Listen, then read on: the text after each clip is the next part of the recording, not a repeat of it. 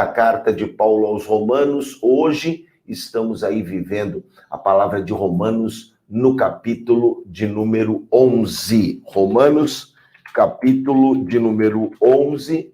Abra a tua Bíblia comigo, abra aí o teu caderno de anotação e vem junto para a gente aprender mais e mais à luz da palavra de Deus. Romanos, capítulo de número 11. Lembrando que essa semana a gente termina aí a nossa leitura de Romanos. Paulo começa o capítulo afirmando que nem todos os judeus rejeitaram a mensagem da salvação.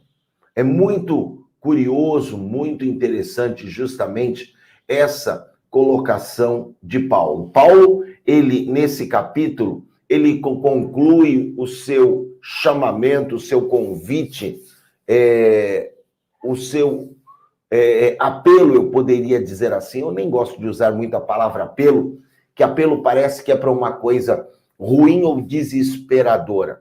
Mas é no capítulo 11 que Paulo conclui o seu convite à nação judaica, aquilo que é o evangelho. E ainda que Israel tivesse perdido o seu status de povo escolhido quando rejeitou a Cristo, isso não significa, nem significava que Deus tivesse rejeitado os judeus individualmente.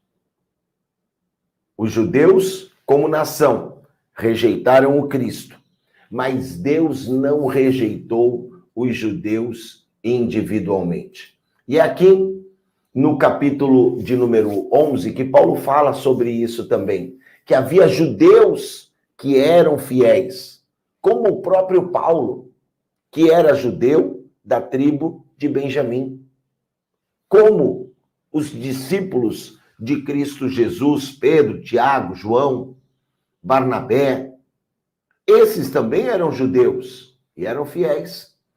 E quase todos os primeiros missionários cristãos. É aqui, deixa eu abrir aqui a minha tradução da NVI para acompanhar aqui melhor com você. Pronto, aberta aqui. No versículo 2 tem um personagem que aparece e que é importante a gente trazer um foco sobre ele. Vocês não sabem como Elias clamou a Deus contra Israel, conforme diz a Escritura: Senhor, mataram os teus profetas, derrubaram os teus altares, sou o único que sobrou e agora querem matar-me.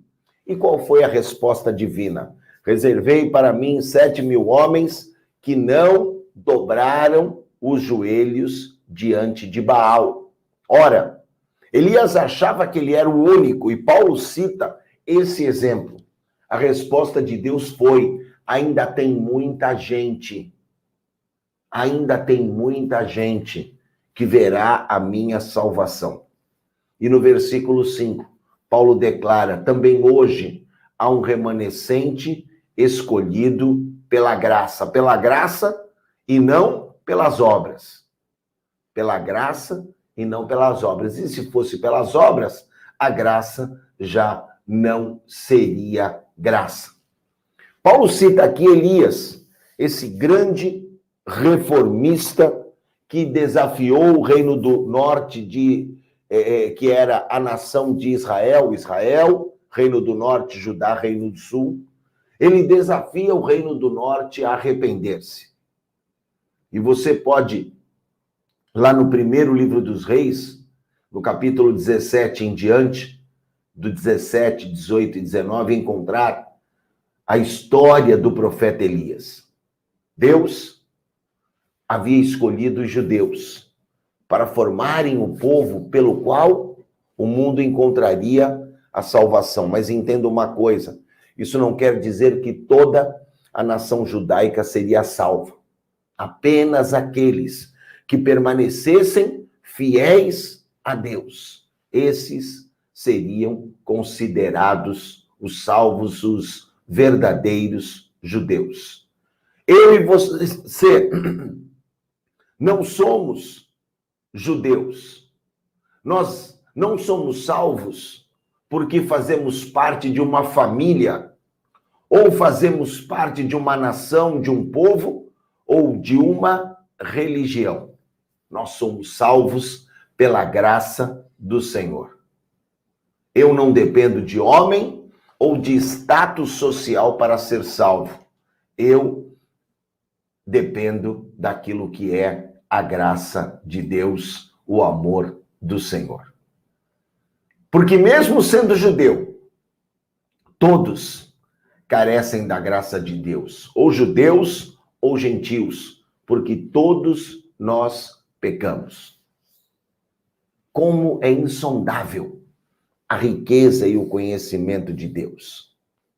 Como é grandiosa a sua sabedoria e os seus juízos. E Deus não tem poupado esforços, não poupou seu Filho para salvar a todos. E ele manifesta a sua justiça com aqueles que o rejeitam, para que os recebem através da graça, o seu amor, a salvação, a justificação, para aqueles que o rejeitam, a despeito da graça, a sua justiça. Nós nunca vamos compreender plenamente os caminhos e os juízos de Deus. Eu falava ontem na ministração que eu achava que eu conhecia bem a carta aos Romanos. Mas lendo agora aqui na nossa maratona, já passamos aí da metade, estamos aí na reta final, no sprint final. Eu falava ontem, eu ainda não conheço a grandiosidade daquilo que é a carta aos Romanos e a sabedoria do nosso Deus. Mas uma coisa é certa, querido, querida, e é sobre isso que eu quero encerrar aqui o nosso devocional. Ainda que eu não possa compreender, entender plenamente o caminho de Deus, uma coisa eu sei, Ele me ama, Ele te ama.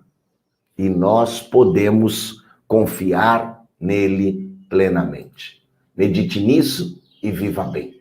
Não é uma religião, não é uma nação, não é um status social. É o amor do Senhor que nos garante a salvação. Alegre o teu coração. E se ele te amou, e eu volto lá em Romanos 8, se ele te amou, se ele te recebeu, se pela fé nós somos filhos, é certo que ele vai nos suprir em todas as nossas necessidades em Cristo Jesus. Filipenses, capítulo de número 4. Nada vai te faltar. Continue firme, caminhe e avance, alegre o teu coração. Aquilo que você precisava fazer, se disponha a fazer nesse dia, porque Deus é por nós. Bom dia, a carta de Paulo aos Romanos. Hoje estamos aí vivendo a palavra de Romanos no capítulo de número 11. Romanos, capítulo de número 11. Abra a tua Bíblia comigo, abra aí o teu caderno de anotação e vem junto para a gente aprender mais e mais à luz da palavra de Deus. Romanos, capítulo de número 11. Lembrando que a semana a gente termina aí a nossa leitura de Romanos. Paulo começa o capítulo afirmando que nem todos os judeus rejeitaram a mensagem da salvação. É muito curioso, muito interessante justamente essa colocação de Paulo. Paulo, ele nesse capítulo, ele conclui o seu chamamento, o seu convite, o seu apelo, eu poderia dizer assim. Eu nem gosto de usar muito a palavra apelo, que apelo parece que é para uma coisa ruim ou desesperadora. Mas é no capítulo 11 que Paulo conclui o seu convite à nação judaica, aquilo que é o evangelho. E ainda que Israel tivesse perdido o seu status de povo escolhido quando rejeitou a Cristo, isso não significa, nem significava que Deus tivesse rejeitado os judeus individualmente. Os judeus, como nação, rejeitaram o Cristo, mas Deus não rejeitou os judeus individualmente. E aqui, no capítulo de número 11, que Paulo fala sobre isso também, que havia judeus que eram fiéis, como o próprio Paulo, que era judeu da tribo de Benjamim. Como os discípulos de Cristo Jesus, Pedro, Tiago, João, Barnabé, esses também eram judeus e eram fiéis. E quase todos os primeiros missionários cristãos. É aqui, deixa eu abrir aqui a minha tradução da NVI para acompanhar aqui melhor com você. Pronto, aberta aqui.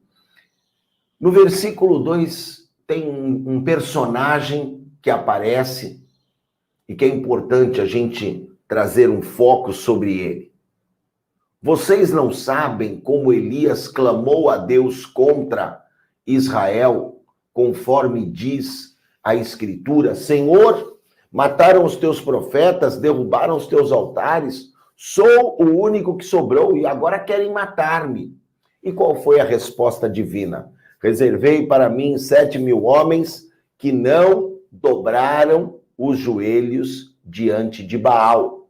Ora, Elias achava que ele era o único, e Paulo cita esse exemplo. A resposta de Deus foi: ainda tem muita gente que verá a minha salvação. E no versículo 5, Paulo declara: também hoje há um remanescente escolhido pela graça e não pelas obras. Pela graça e não pelas obras. E se fosse pelas obras, a graça já não seria graça. Paulo cita aqui Elias, esse grande reformista que desafiou o reino do norte, que era a nação de Israel, reino do norte, Judá, reino do sul. Ele desafia o reino do norte a arrepender-se. E você pode, lá no primeiro livro dos Reis, no capítulo 17 em diante, do 17, 18 e 19, encontrar a história do profeta Elias. Deus havia escolhido os judeus para formarem o povo pelo qual o mundo encontraria a salvação. Mas entenda uma coisa, isso não quer dizer que toda a nação judaica seria salva. Apenas aqueles que permanecessem fiéis a Deus, esses seriam considerados os salvos, os verdadeiros judeus. Eu e você não somos judeus. Nós não somos salvos porque fazemos parte de uma família, ou fazemos parte de uma nação, de um povo, ou de uma religião. Nós somos salvos pela graça do Senhor. Eu não dependo de homem ou de status social para ser salvo. Eu dependo daquilo que é a graça de Deus, o amor do Senhor. Porque mesmo sendo judeu, todos carecem da graça de Deus, ou judeus ou gentios, porque todos nós pecamos. Como é insondável a riqueza e o conhecimento de Deus. Como é grandiosa a sua sabedoria e os seus juízos.